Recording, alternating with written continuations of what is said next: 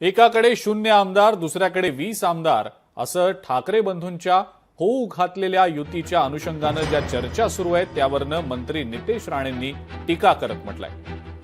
आदित्य ठाकरेंना वरळी सांभाळता आली नाही असं म्हणत काठावर पास झालेला विद्यार्थी मुंबई लढवणार आहे का असा सवाल त्यांनी विचारलाय। आदित्यला अधिकृत जाहीर करा, आम्ही महापौर जाहीर करतो असं सुद्धा मंत्री नितेश राणे म्हणतात।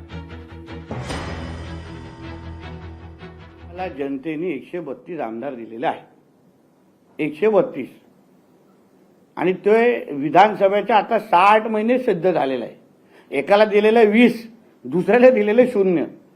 आता राजकीय तुलना अशी होऊ शकते का हे तुम्हीच मला सांगा। प्रत्येक स्थानिक स्वराज्य संस्थेच्या निवडणुकीमध्ये महायुतीचे सरकार प्रत्येक इथे तुम्हाला झेंडा फडकताना दिसेल, ओरिजिनल भगवा दिसणार। वरळी सांभाळता आली नाही।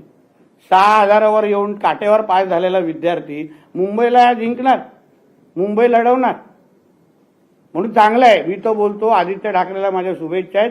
तुम्हाला लवकर ते अधिकृत जाहीर करा, जरा अधिकृत जाहीर करा, जेणेकरून आमचा मत महापौर कन्फर्म, काय प्रॉब्लेम नाही। लोकशाही मराठी ऐका, पहा, जागरूक रहा।